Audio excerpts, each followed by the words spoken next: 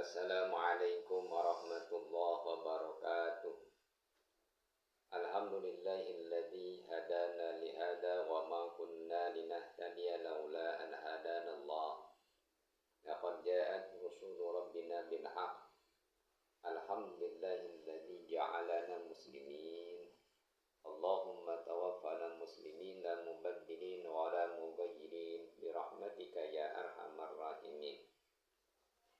Allahumma salli ala sayyidina Muhammadin al-fatihi li jami'il alamin wa syafi'il mundhidin wa qa'idil gurril muhajjalin wa ala alihi abhuril kamilin wa ashabihil hadinal muhtadina ila yaumiddin. Bismillahirrahmanirrahim. Ma aradat himmatus salik annakifa indama kashafadaha illa wa nadathu hawatibul haqiqah alladhi tatlubuhu imamuka wa la tabarrajat zawahiruha al-mukawwanat illa wa nadathu haqa'iquha innama nahnu fitnatun fala takfur. Tiada kehendak semangat seorang salik untuk berhenti ketika terbuka baginya sebagian yang gaib, melainkan segera diperingatkan oleh suara hakikat. Bukan itu tujuan, dan teruslah mengembara berjalan menuju ke depan. Demikian pula tiada tampak baginya keindahan alam, melainkan diperingatkan oleh hakikatnya bahwa kami semata-mata sebagai ujian. Maka janganlah tertipu hingga menjadi kafir. Nauzubillahi min dzalik. Pertama-tama mari kita panjatkan puja syukur kehadirat Allah Subhanahu wa taala. Salawat salam semoga tercurah limpah kebaginda alam habibana wa nabiyana Muhammad sallallahu alaihi wasallam. Hadirin yang dirahmati Allah Subhanahu wa taala, ketika kita beribadah menuju Allah Subhanahu wa taala, mengharap ridha Allah Subhanahu wa taala, supaya kita mengenal Allah Subhanahu wa taala, banyak rintangan-rintangan yang menghalangi kita seolah-olah kita sudah mencapai tujuan. Mengenal Allah Subhanahu wa taala padahal kita belum mencapai tujuan tersebut. Di antaranya ketika kita mencapai suatu keluar biasaan yang menjadi pegangan kita bahwa itu kita sudah melihat, sudah mengenal Allah Subhanahu wa taala. Oleh karena itu ketika dibukakan kepada kita gaib-gaib, ketika dibukakan kepada kita warikulil adah, sesuatu yang luar biasa, kita suka merasa bahwa kita sudah mendekati Allah Subhanahu wa taala. Padahal itu sesungguhnya adalah hijab. Padahal itu sesungguhnya halangan kita untuk menuju Allah Subhanahu wa taala. Khariqul adah, sesuatu yang keluar biasa, itu merupakan karamah. Jadi para aulia, di antara karamah para aulia Allah, kasih Allah Subhanahu wa taala. Tapi itu bukan tujuan. Dan bagi para aulia Allah itu merupakan penghalang untuk mengusulnya dia kepada Allah Subhanahu wa taala. Oleh karena itu para ulama membuat satu maqalah, kun talibal istiqamah wa la takun talibal karamah. Carilah olehmu keistiqomahan dalam ibadah, janganlah kamu mencari karamah. Orang yang istiqomah dalam melaksanakan ibadah, maka ia akan mendapat karamah. Tapi dia dalam tujuannya mencari karamah, khariqul adah, sesuatu yang luar biasa, dia tidak akan mendapat istiqomah dalam ibadah. Tujuan kita adalah untuk mendapatkan ibadah kita istiqomah di hadapan Allah Subhanahu wa taala, sebagaimana baginda Nabi mengatakan bahwa baginda Nabi pernah bersabda, kata baginda, Abdul amal adu wa muha wa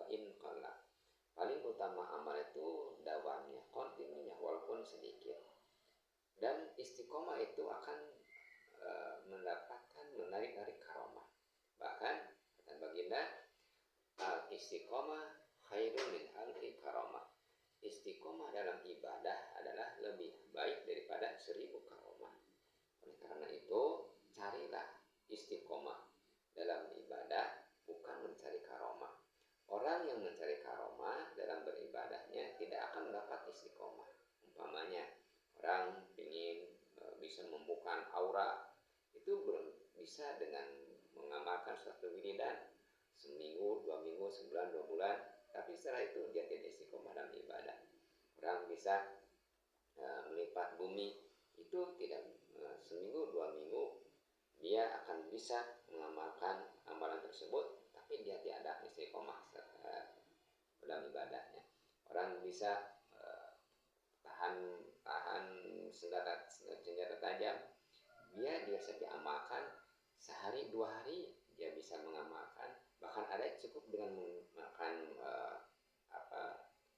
kacang hijau bisa saja dia kuat tahan senjata tajam, tapi dia tidak beramal lagi.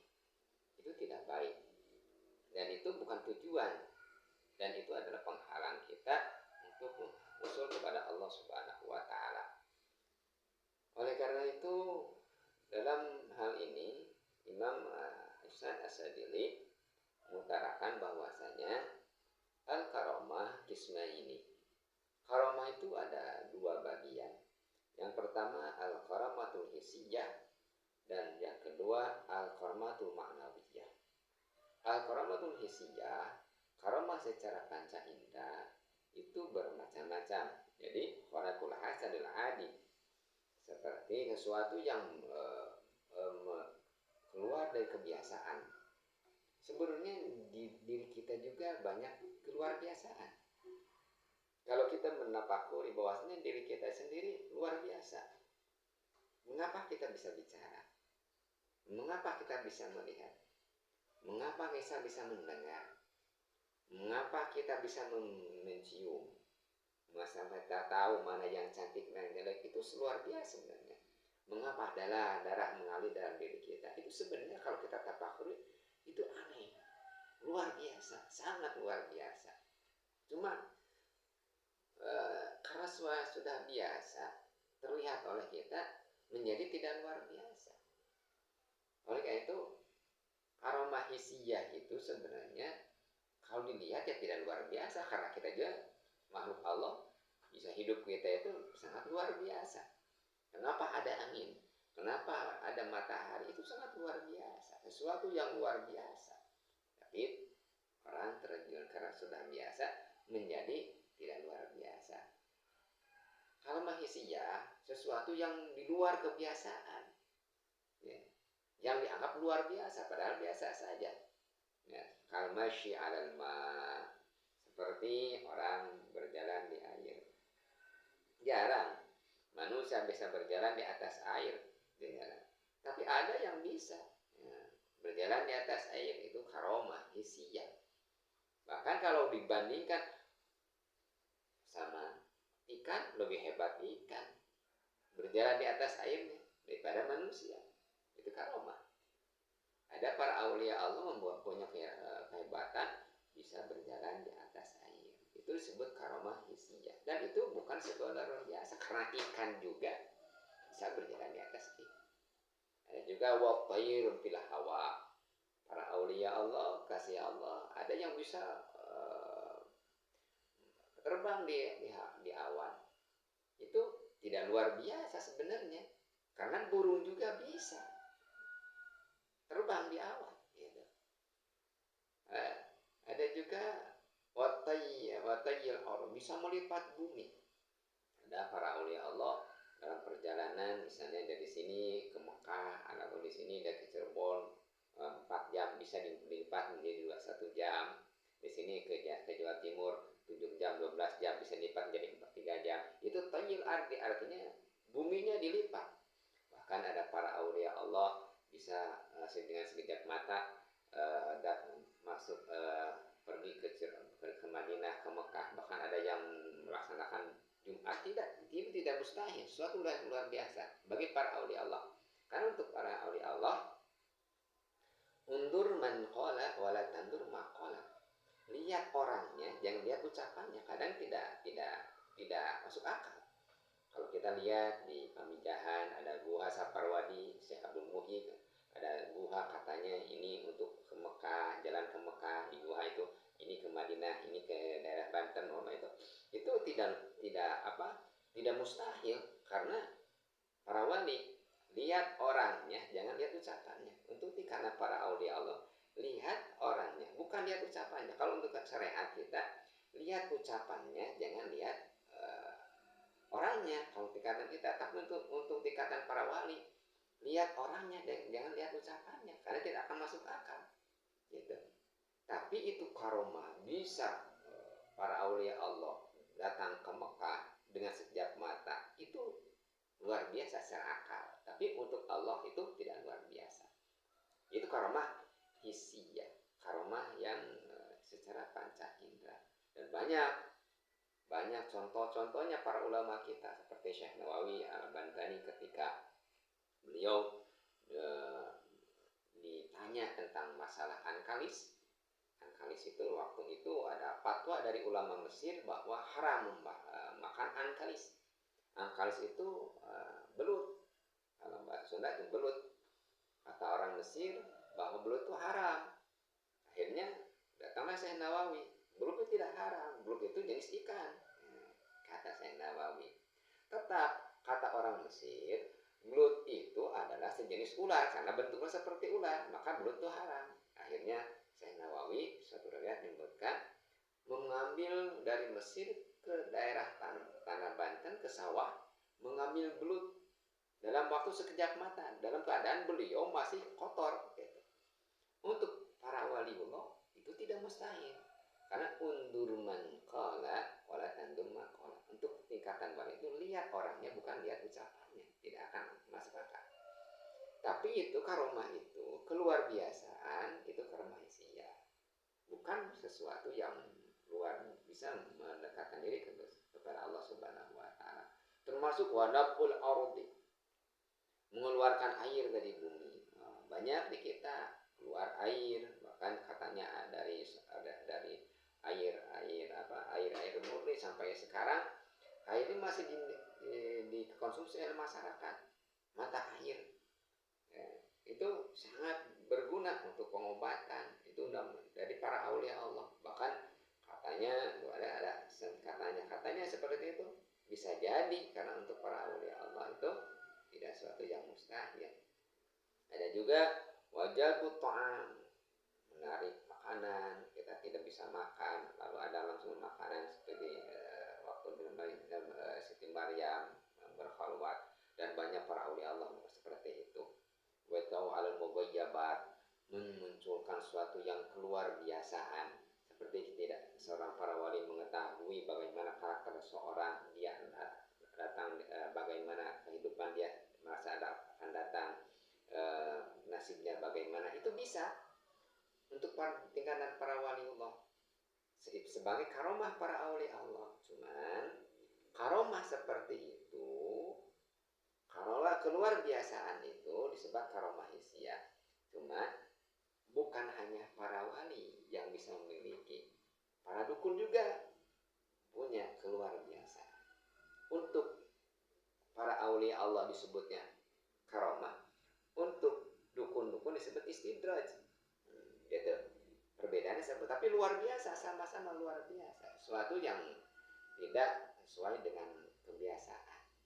Yaitu yang pertama, kata Imam Hasan Asyadili menyebutkan karomah yang pertama itu karomah hissiyah.